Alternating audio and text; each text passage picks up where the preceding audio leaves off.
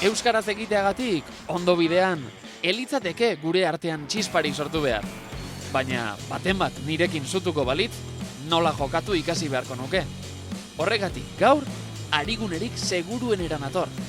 Bilboko zuhiltzaileen gana. Larrialdia! Lagundu! Lagundu! Larrialdia, etorri, mesedez! Lagundu! Han, ikusi, bi hau biziari dira azeleraz hitz egiten. Zengo dugu, ba. Ba, ja joan dira. Bueno, gero harrapatuko ditugu. Bale, berta. Ni Antxon, zuen izenak? Aitor? Apa, Aitor? Bai, apa? Apa, eta Ruben. Eta Ruben, Aitor eta Ruben.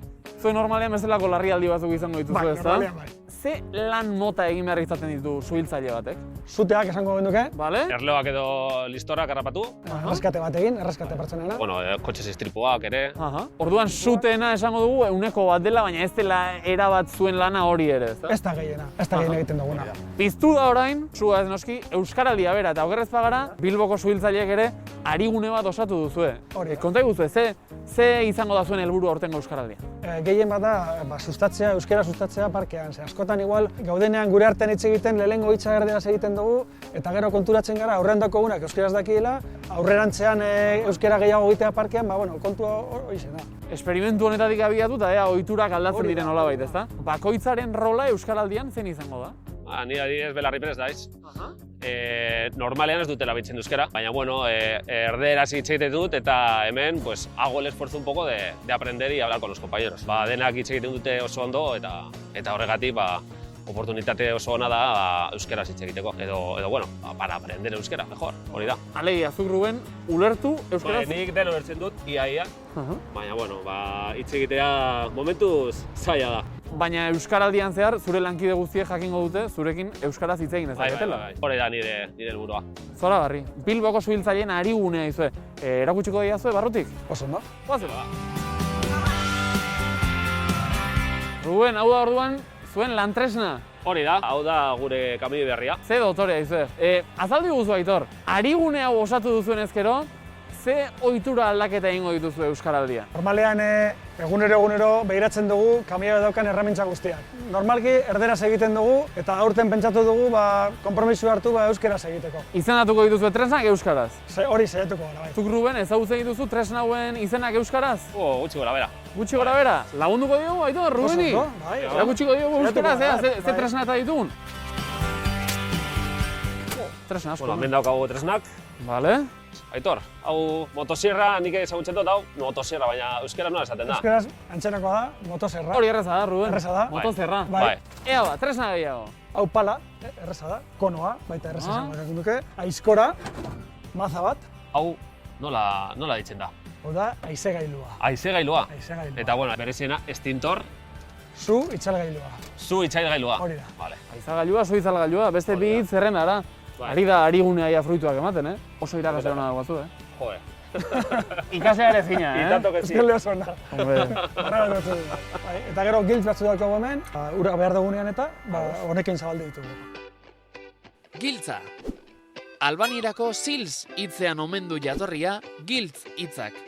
Giltzarrapoko ez gain, orotariko giltzak daude non nahi. Adibidez, kuskuseroek maite dute giltza zuloetatik begiratzea. Giltzarriak kenduz gero, akabo eraikinik sendoena. Eta akabo ni, eta nire gorputzeko giltzadurak, judoka batek giltza bat egiten badit. Gero ezurrak, giltza ingeles batekin konpondu beharko nituzke. Horregatik, jotzekotan, nahiago dut klarinete giltzadun bat jo. Baina ez dut doain handirik musikarako. Eta horixe da, kontu honen giltza.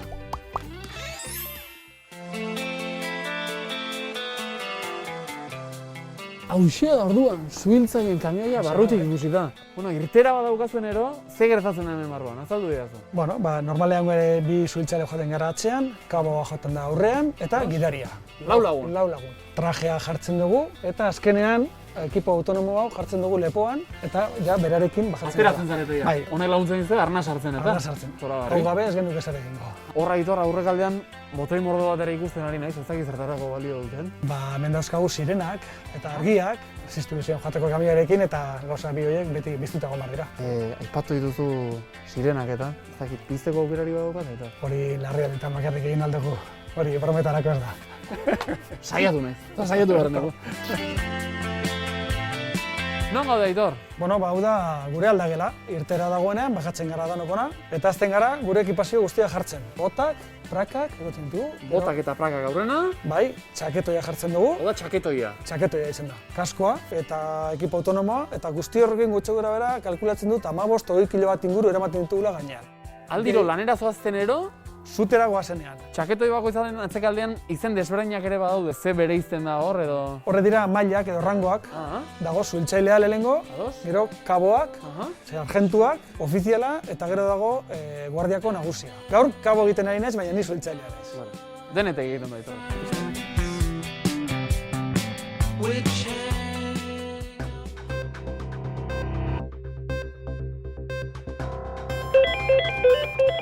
Bai, Bilboko zuhiltzaileak, autoistripua non, bai? Deia pasatuko dut, bale. Venga. Kotxe istripua, Juan Carlos de Cortázar, 3. Kotxe istripua, Juan Carlos de Cortázar, 3.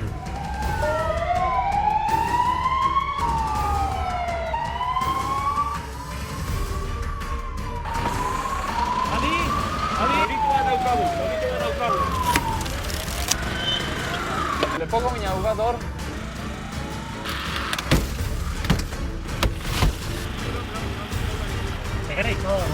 Aterako duzu da bendik? Bai, zerlatu, ja. Ahí. Zerlaturik ez duzu galdu, Pizka da xokeatuta hori bai. Postura nahiko erosoa da. Listo? Badakite zerbait dauek, Euskaraldian euskaraz, hori bai, autoz eta badezpa da, poliki joan ze. Haze xoka, hau. Zer, Jon, zer moduz esperientzia? Izan da tentsio handiko egoera, eta balio izan ditu gauzatarako. Batetik, kontzientziatzeko eta autoz ere tentuz eta erretaz gidatzen jarraitzeko, ze ez du xamurra behar horrelako egoera batek benetan.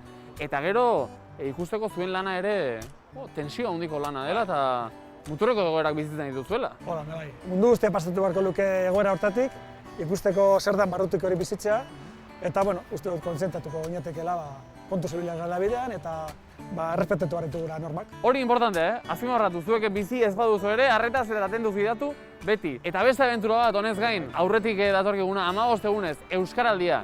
Errepasatuko ditugu gure helburuak, Aitor. Zeintzuk izango dira? Langile publikoa gara, eta uste dugu erresponsabilitatea daukagula euskara etxe egiteko, jendearekin euskara etxe egin, eta euskara sustatzea, ez bakarrik gure artean, baizik eta mundu guztian. Ruben, arigune honetan, zure helburua zen izango da? Quisiera comenzar a aprender euskera poco a poco. Bueno, lagunen artean nik uste dut lortuko dudala. Zora, garri, pixkanaka, bakoitza bere mailan eta bakoitza Hori da. bere egin beharretan lortuko dugu aurrera egita. Euskaraldia, Bilboko zuhiltzaileekin!